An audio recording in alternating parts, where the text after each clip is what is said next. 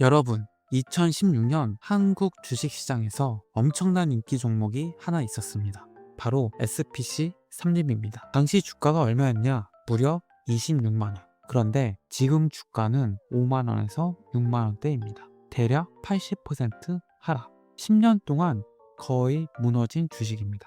도대체 이 회사에 무슨 일이 있었던 걸까요? 왜 그렇게 기대를 받았나? 당시 시장의 기대는 단순했습니다. SPC는 한국 최고의 베이커리 기업이다. 파리바게트, 던킨, 베스킨라빈스, 한국 프랜차이즈 식품 기업 중 가장 강력한 브랜드였습니다.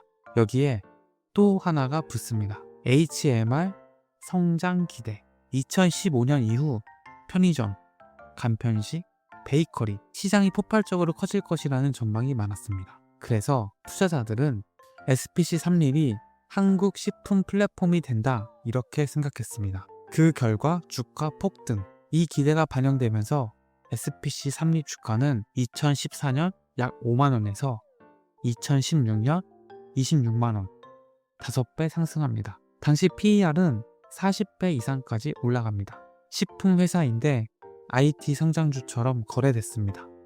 여기서 첫 번째 문제가 시작됩니다. 첫 번째 원인, 과도한 밸류에이션. SPC 삼립은 안정적인 기업, 브랜드 강함. 하지만 초고성장 기업은 아니었습니다. 식품 산업은 마진 낮음, 성장 속도 제한, 원재료 가격 영향.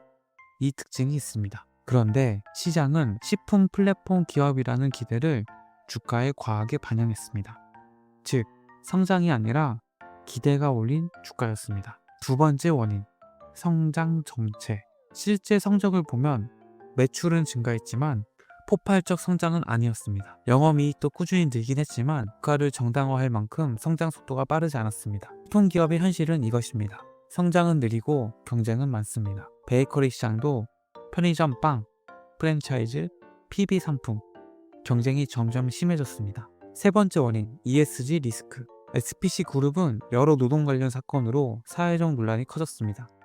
특히 노동 환경 문제, 산업재해 사건. 이 이슈는 브랜드 이미지에 큰 영향을 줍니다. 요즘 시장에서 ESG 리스크는 단순 이미지 문제가 아니라 투자 리스크로 인식됩니다. 기관 투자자들도 이 부분을 민감하게 봅니다. 네 번째 원인, 소비재의 구조적 한계. 또 하나의 중요한 구조가 있습니다. 한국 소비재 기업은 성장 한계가 있습니다. 한국 인구는 줄고 있고 식품 소비는 이미 포화 상태입니다. 그래서 대부분의 글로벌 식품 기업은 해외 확장, 프리미엄 제품, 브랜드 확장으로 성장합니다. 하지만 SPC는 해외 확장이 생각보다 빠르지 않았습니다. 다섯 번째 원인, 시장 스타일 변화. 2016년 이후 한국 주식시장은 크게 바뀝니다. 투자 자금이 반도체, IT, 플랫폼으로 이동합니다. 즉, 식품 같은 전통 소비재 기업은 시장 관심에서 멀어졌습니다. 주식은 기업만 보는 것이 아니라 시장 스타일도 영향을 줍니다. 그래서 지금은 어떤 상태인가? 현재 SPC 삼립은 망한 기업은 아닙니다. 여전히 안정적인 매출, 강한 브랜드, 식품 유통망을 가지고 있습니다. 다만 시장의 기대가 예전과 다를 뿐입니다. 투자에서 중요한 교훈. SPC 삼립 사례는 투자에서 중요한 교훈을 줍니다. 첫 번째, 좋은 기업은 좋은 주식이 아니다. 가격이 중요합니다.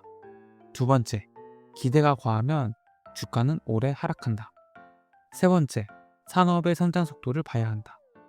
식품 산업은 기술 산업처럼 성장하기 어렵습니다. 2016년 SPC 삼립은 한국 식품 플랫폼이라는 기대를 받았습니다. 하지만 현실은 전통 식품 기업이었습니다. 그래서 주가는 10년 동안 조정을 받았습니다. 주식시장은 항상 기대와 현실 사이에서 움직입니다. 그리고 투자자는 그 사이에서 선택을